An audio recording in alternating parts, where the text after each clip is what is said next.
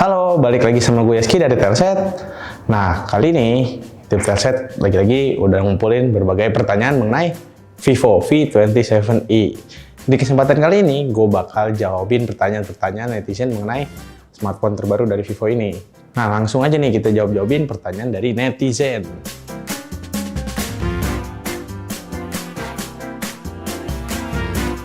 Buat pertanyaan yang pertama itu dari Air Kilat Hitam. Jaringannya udah 5G belum, Kak? Nah, V27e ini jaringannya mendukung sampai di 4G LTE aja. Jadi buat jaringan 5G itu belum bisa mendukung ya. Nah, sekedar informasi aja nih, Vivo V27 ini versi yang paling rendah di Indonesia dari jajaran V27. Nah, kalau di V27 yang 5G itu dia udah bisa 5G. Nah, itu dia tadi jawabannya mengenai sinyal 5G ya. Pertanyaan berikutnya datang dari Sidik Azmul 1085. Vantage OS ini ada iklan CamUI atau Realme UI nggak, Bang? Kalau Vantage OS ini selama gue pakai sih dia nggak ada iklan ya, mau di aplikasi-aplikasi lainnya ya. Mungkin kalau bertanya soal iklan, pada saat kita buka HP pertama kali tuh mungkin ada bukan nampilin lock screen tapi nampilin iklan. Nah, paling iklannya ada di situ aja sih, itu juga langsung swipe langsung hilang iklannya, seperti itu. Nggak ada iklan-iklan yang ngeganggu gitu. Bahkan buat buka file manajernya aja dia pakai bawaan langsung dari Google, seperti itu. Udah kejawab nih Sidik Azmul mengenai iklan di Vantage OS. Langsung ke pertanyaan selanjutnya.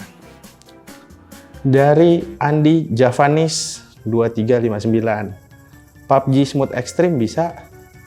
Ya, sayangnya Vivo V27 ini belum ngedukung PUBG di settingan Smooth Extreme. Dia ngedukung kalau di settingan Smooth itu ya Smooth Ultra. Kalau buat kalian yang mau gambar yang lebih bagus lagi, itu mentok di HDR High. Settingan lebih tinggi nggak kebuka ya. Jadi ya kalau dibilang kalian mau nge-push ini, gue rasa masih bisa. Karena kita tim Telset juga udah coba buat main game PUBG. Bisa kalian lihat langsung hasilnya.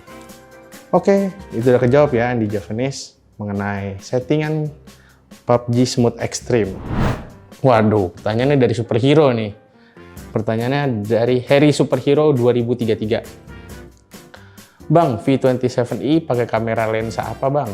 Vivo V27 ini punya konfigurasi 3 kamera ya, yang sejajar nih ke bawah. Nah, dia pakai kamera utama dengan resolusi 64 megapiksel, terus juga dia punya kamera makro 2 megapiksel dan kamera depth 2 megapiksel.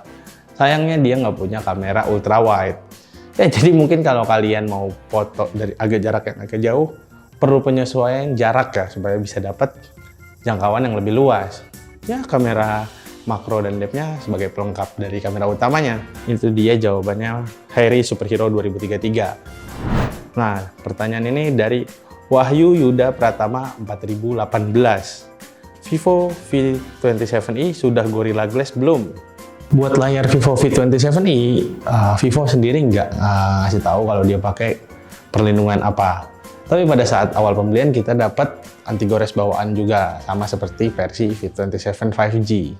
Ya mungkin sayangnya ini ya, Vivo nggak ngasih kaca perlindungan buat si Vivo V27. Semoga kedepannya, seri selanjutnya, ada perlindungan supaya para pengguna nggak khawatir HP-nya gampang pecah gitu layarnya, ataupun layarnya gampang retak. Meskipun ini layarnya datar gitu kan. Mungkin sebelumnya kalau saya bilang di tanya jawab mengenai Vivo V27 5G, layar lengkung lebih mahal, tapi ya setidaknya kita perlu juga kepastian kalau HP-nya tuh punya layar yang lebih kuat, seperti itu.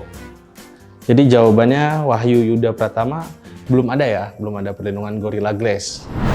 Ini ada stabilizer kamera nggak sih dari Desian Anafisah 145? Well, Vivo V27 ini ngedukung stabilizer ya. Jadi buat kalian yang pakai buat rekam video, nggak usah khawatir HP-nya bakal shaky kayak gitu, karena ya udah dibantu ada stabilizernya. Tapi stabilizernya ini perlu kalian ketahui juga, itu ada di kamera belakang aja, di kamera depan nggak ada. Seperti itu jawabannya buat Desi Anafisa. Gue sendiri udah jajal kamera V27e. Pada saat dipakai ya nggak terlalu shaky banget ya, masih nolong lah. Tapi kalau udah di kamera depan ya mungkin itu perlu kestabilan yang lebih gitu. Lanjut ke pertanyaan berikutnya, ini mengenai game nih. Dari VRXScan 9984. Ini kalau Mobile Legends cuma sampai grafik high aja ya. Pas gua coba main Mobile Legends sih, grafisnya cuma mentok di high aja, nggak sampai ultra. Terus juga kalau buat refresh rate udah jelas banget ya, sampai mentok di high aja. Seperti itu. Mungkin kalau kalian pengen yang lebih baik, mungkin bisa upgrade ke HP pilihan lainnya. Oke, kita lanjut lagi ke pertanyaan selanjutnya. Jadi, apakah RAM 12GB berguna buat Helio G99? Nah, V27i ini kan punya RAM yang gue bilang sih overkill ya, 12GB nih. Selama dipakai sehari-hari buat multitasking, pindah-pindah aplikasi dari satu ke yang lain itu nolong banget sih RAM 12GB-nya. Jadi, nggak ada aplikasi yang force close ataupun ngulang. Bahkan dipakai buat main game juga nolong.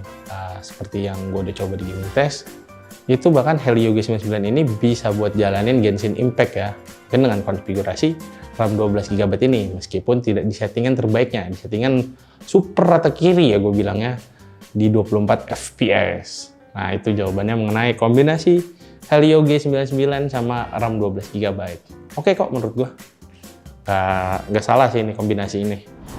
Masih seputar game juga nih, dari Coverage. Vivo V27i main Genshin rata-rata dapat berapa FPS bang? Nah, gue udah coba buat main Genshin Impact itu di settingan rata kiri, terus juga di 30 FPS sama 60 FPS sama di 24 FPS. Sebenarnya di 30 FPS itu masih bisa jalan ya, tapi stutteringnya cukup banyak. Di 60 FPS udah jelas HP-nya ngos-ngosan nih, si Helio G99. Kalau di 24 FPS gue rasa itu yang paling playable ya. Mungkin di kisaran 24 sampai 20-an FPS ya. Pas kita main Genshin Impact. Nah itu dia. Gue udah jawabin pertanyaan-pertanyaan dari netizen mengenai Vivo V27i ini. Mungkin banyak yang penasaran juga ya sama V27i. Jadi banyak yang tanya karena ini varian yang terendah. Jadi paling murah tapi bisa dipakai buat apa aja sih, seperti itu. Apalagi buat main game gimana tuh, jangan pakai chipset Helio G99. Well, semoga video ini bisa ngejawab rasa penasaran kalian mengenai Vivo V27i. Gue Eski dari Telset, sampai jumpa lagi di video-video berikutnya. Bye!